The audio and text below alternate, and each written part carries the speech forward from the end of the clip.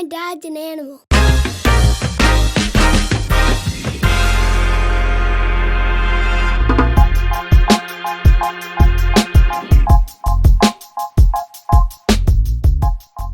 What's going on, everybody? Welcome back to Tuesday Night Spotlight. I'm here with actually a somewhat long tenured friend of mine. I know you for about damn near 5 years now, it seems like. It's been a while. We got somebody who's pretty much performed everywhere in the 757 and beyond. She just dropped a music video called Bring the Sun. She got a whole bunch of projects and got some big moves coming. Everybody give it up for Miss Beth Turner. Hello. Give it up for Miss Beth Turner, goddammit. Hello, All right. people. Hello, Yep. citizens of Earth. All right. So I got some important questions for you, okay? All right. Very important questions. If the world were to end today and you could only keep one item, what would you keep?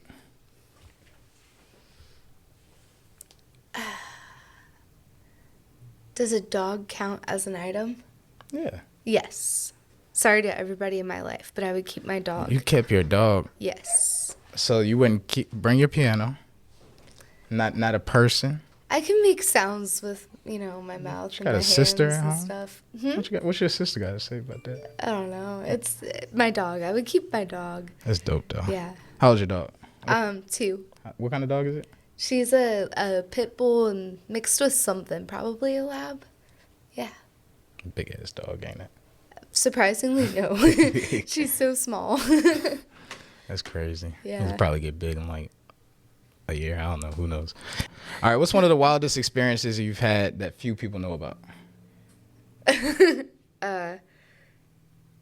Man. Okay. Okay. Let's go with this one time I was on an island somewhere and I was staying at this hostel that happened to have a bar attached to it. And it was just like a really cool vibe and everything. And this dude came in with a pit bull. And I was like, oh my gosh, I love your dog. And I went to like the parts where a lot of people like only spoke Spanish. Mm-hmm. And so he only spoke Spanish. And so in my broken Spanish, we were talking back and forth. And turns out he actually like he knew somebody who owned a bunch of horses for like the tourists, for the like, walking a horse on the beach tours. And so at 3 a.m., we ended up driving like an hour out into the middle of nowhere and rode horses like on the beach. And he drove me back safely. I'd never felt threatened or anything. It was like really good vibes. So I probably wouldn't ever trust somebody that much again in a foreign place, but it was like, or even in America, but it was really, really cool. That probably felt like a goddamn dream. Like yeah. Is this really happening? We're really riding like almost like trippy. Like, is this really happening right now? It was crazy because like first we started by going through the forest, and I knew he said playa, so I was like looking around for a beach, and we were just in the forest, and then all of a sudden there it was. God damn! All you needed was the unicorn to pop out. Yeah, for real. What's something in today's world that you find extremely overrated? Extremely overrated? Social media. I think it's like kind of, I don't know, I watched this video recently. Irony, right? But I watched this video recently that talked about like what the dopamine rush of just like constantly scrolling and comparing your life to others and only looking at the highlights of everybody's life, only posting the highlights of your life. Right. And how damaging that is to us and how it's like literally making us depressed and numb and anxious. And I don't know. It's hard to escape because you need social media as a business entity of any sort. Yeah. And it's a great way to make money once you master it, but like at what cost, And that's something, I definitely found myself like trying to figure out how do I balance my goddamn mental health with actually doing what I need to do to, promote myself and still, trying to pay attention to other people that are trying to get out what they're trying to get out to and see what they got going on as well. So, yeah, it's a tough one. It's wild. And I feel like if you meet a lot of artists, like, none of us are about this stuff. Like, we don't care about, like, being in the limelight, but, like, you have to care if you want to make a career out of music. Right. And you have to become a self-promoter. even when you're not. Like, it's so strange. Cause you went crazy. I remember it was like a switch, and all of a sudden, Beth Turner has added a photo. Beth Turner has added a photo. Got a whole schedule every day. She got a different show every other place. It was awesome to see though. Cause it's like everybody has like the dream of like having like a tour and going different places and getting paid for what they like to do. And you were like probably the first person I knew personally to actually do it. So that's real dope for you to have done it. I appreciate that. For sure, for sure. Last question that's off topic. I guess it's on topic. What song or project means the most to you out of everything you've done? Ooh. There's this song, it's not released yet, but it will be this year. And I'm just finishing up the final pieces, as always. Welcome to my life. Does it have a name to it yet? Is that you can reveal? Or Yeah, so the song is called New Waters. And, I've performed it quite a few times, like live on things. But it means a lot to me because I wrote it when my boyfriend and I, Chris, had just gotten together. And, I had never been able to write like a love song or even a romantic song that didn't end badly or with me setting somebody's car on fire, I did it in the song, not in real life. Don't worry. But it was cool because I had just gotten this like beautiful Ibanez, a red electric guitar, my first electric, and I was like with some friends and I just started like playing around the fire and I like went up the neck on the fretboard and like lo and behold I like found all these very weird but like theoretically really cool chords and yeah, I don't know, that song just has always meant a lot. I think it's one of my favorites. Is there a time that estimation of when people may see that? Like well, let's just go with, I'm gonna say like April and May, springtime. Springtime. Okay. Yeah. Spring/summertime. Yeah, I have this curse. Anytime I put a date to it, something happens. So, hopefully nothing happens to that. We're gonna knock on wood. All the wood. So we're good. Springtime. All right. So what was it like growing up for you? Like, what's your first memory as a child, as a existing being on this planet? Next question. Next question. Okay. Growing up, what was it like for you growing up? What was the household like? Next question. Okay. What's a musical inspiration for you? I'm really inspired by Ella Fitzgerald. Just her vocal ability and the way she could just like dance around music was absolutely insane and remarkable. I'm also heavily influenced by Aretha Franklin and Amy Winehouse and Adele. Okay. And what was it that inspired you to get into music, I guess, or start your career?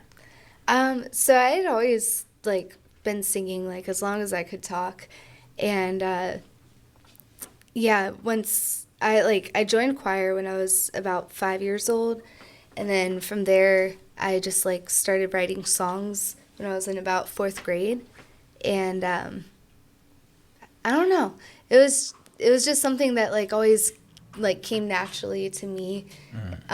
So I continued to work at it. Yeah, you got into it now. And then what was your first song you ever put out, and how was that going out, like I guess developing and learning how, okay, this sounds good, this works, this doesn't? Like, okay. How was that? Believe it or not, my first song was actually a country song. And it was called Mama Told Me. And it was just like your typical, Mama told me you were no good. My girls all said run while I could. Yeah. Like an anthem type song. It's something like that. But it wasn't a horrible song, but like my voice, it was, I was fresh out of college. I had never like performed solo live before, and so that was baby Beth. How would you say you, from then up until now, how would you say you've expanded yourself, or like what are some changes you've noticed? I've definitely leaned into like learning more like stylistic things for the vocals, and I definitely think my songwriting has progressed since then, just learning, like looking into the logistics of, what the greats do when they songwrite, and not, doing what they did, but like recreating it and breathing new life into something like that. Right.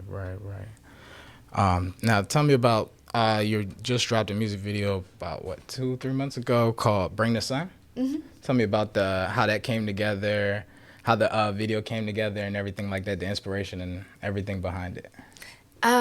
Yeah, so for that song, I wrote it as a response to like somebody throwing shade at my relationship.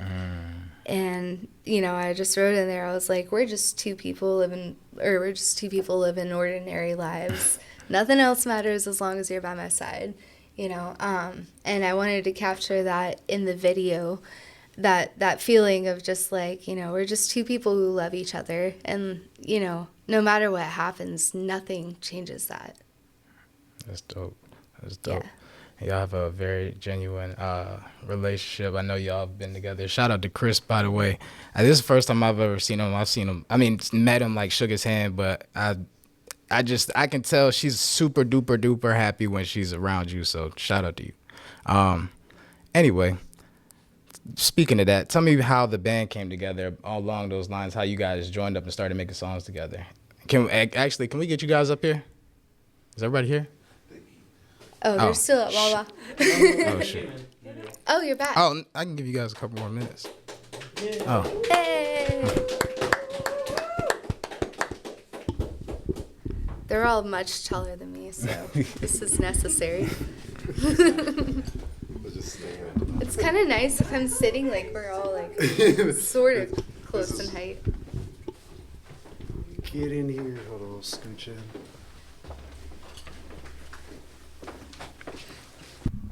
All right, guys. So I'm with along those lines. I'm with everybody. Can everybody introduce yourselves? We're gonna start left to right. All right. I'm Connor Logan Birch, bass player. Chris Doucette, lead guitar. Joel Munson, Texas A&M, wide receiver. And I'm Beth Turner, and I'm the quarterback for the linebackers. So how'd you guys come together? How'd you guys form up? Like what? Yeah. Who met who first? Somebody had to meet somebody first. You tell the story. I mean, I knew the drummer from high school, and we were just kind of messing around with projects and stuff like that. We had a few little, things that didn't work out, but eventually we met Joel and got Joel on board and started jamming with Joel. We were going at Sexy Jutsu for a little bit. Yeah, you know what it is, if you know what it is. So, yeah, we eventually, met Beth. She came in, changed the name, changed the vibe of the band. We were a four-piece for a little bit. And then we wanted to, spruce up things, make the sound a little more full. So we, got Connor in to play bass.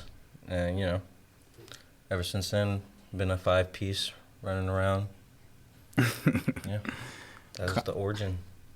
That's how you guys came together. Connor, can you tell me what's the best gig you guys ever had, in your opinion? What was the best gig? Man, the one we just played recently was really receptive and fun to play. That was Williamsburg, right?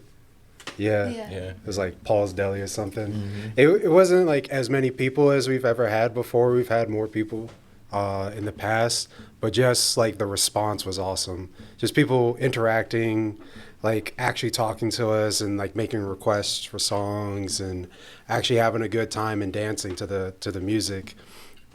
We've played in front of a bunch of people before, but nobody's looking, nobody's actually paying attention, and that sometimes that's disheartening. But when you actually just have like a group of 10 people who are actually like interacting and giving you that energy, you can feed it back, and it's just this nice little feedback loop. So yeah, that was a really awesome show. I very much enjoyed that one.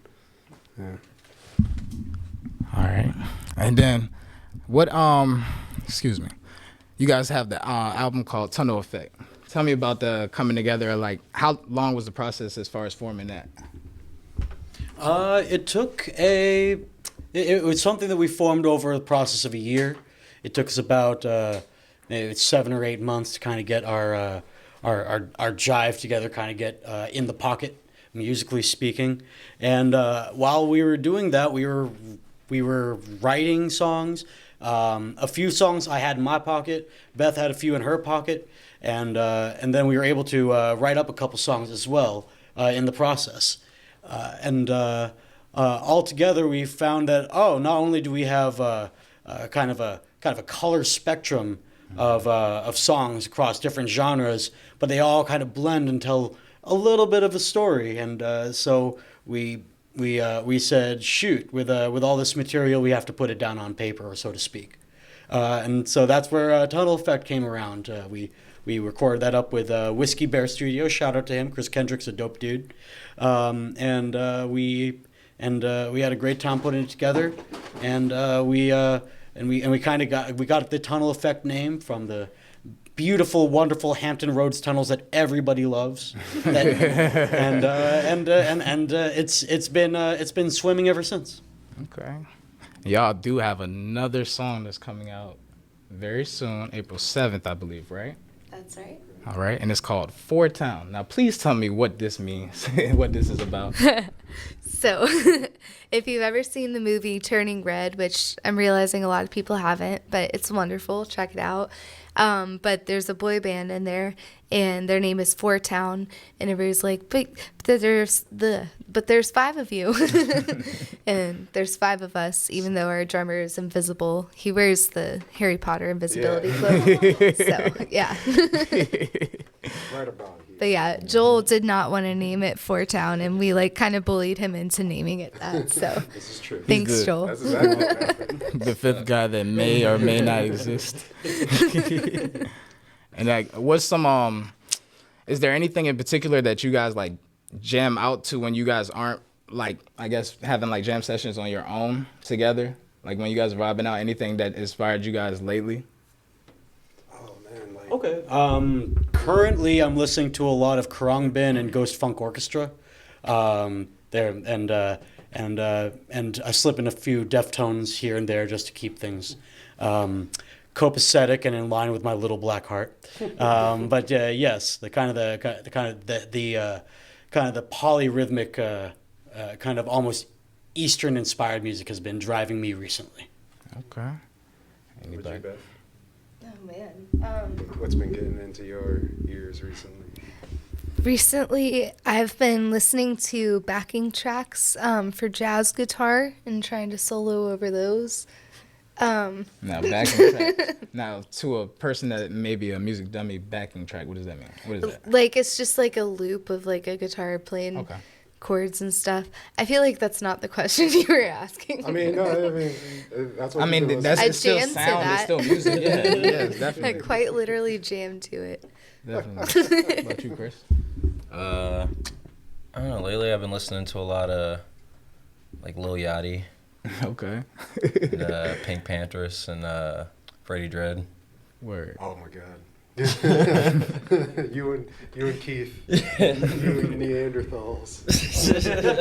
Damn. What about you, Connor? I'm a metal musician by origin, so I listen to a lot of metal. But recently I've been trying to expand to bands like The OCs and King Gizzard and the Lizard Wizard and Psychedelic Porn Crumpets. A lot of Australian like garage rock bands have been really cool. Like Tame Impala, like the neo psychedelic bands have been really cool. But I'm always listening to like System of a Down or Archspire, like the more metal bands, because that's like, where I came from. But yeah, just a big spectrum of things. More prestige palette. Yeah. Listen to the new Kendrick Lamar album. That was awesome. God, what was the song? I can't remember. What's the hit song off of his new one? Mr. Morale joint. Yeah. Well, oh my God, I can't think of it. I'll come back to it later. But yeah, that album was like so well produced and so interesting. I'm like glad he doubled down on because people always want to put down differences. They were like, oh man, he's always doing these wacky sounds and whatever. But I was like, that's what makes him so unique and cool. I love that stuff. Have you heard the new Disco Rainbow album? I didn't even know that was album. Yeah, it's called Lyrics to Go. Lyrics to Go. I'll Yeah. check that out. It's wild. I'm always down for new music. Yeah. Yeah. yeah. Psychedelic. It reminds me of The Last Defenders. Oh, okay. Word. Shout out to the Last Defenders. Shout out. So what you guys got for it? What you guys got for us tonight? Some Taco Bell. Some Taco Bell Yeah. With the chalupa. with the Yeah. chalupa. With the taco pizza. We're gonna bring the fire. Oh yeah, we're bringing the fire. Fire too. sauce. Little Diablo. Fire Little sauce. Diablo, yeah. Okay. Fire tunes. Okay. Try not to shit your pants, people, because Please Try. don't. It's a lot to eat. coming up next is gonna be along those lines. We're about to give it to you. I appreciate you guys for coming out tonight and being with me. See y'all next Tuesday. Thanks for having us. What if we already shit our pants? Oh no. Oh shit. Oh Sorry, no. no, it's fine. Everything's- No, stop it anyway. Oh. Alright, ready, really, really quick. Little quick 1, 2, 3. Jeez. Yes, got it.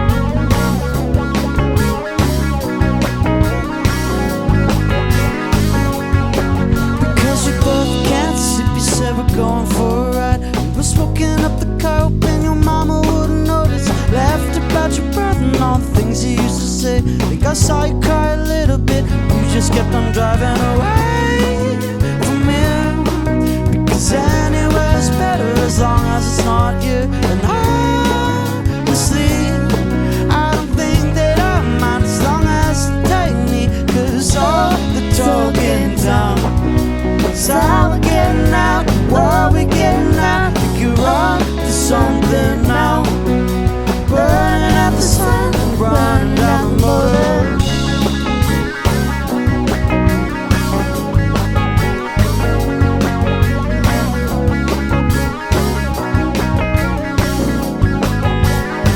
Think we both know better now. Don't say we're too young, say we won't run, cause the clock's been ticking loud. Seconds turn to minutes and minutes turn to months, but take away everything we ever wanted and set our feet to running. No mistake to say I don't wanna live now, we'll never get away. Talking down, so how we getting out, what we getting out. Think you're on to something now.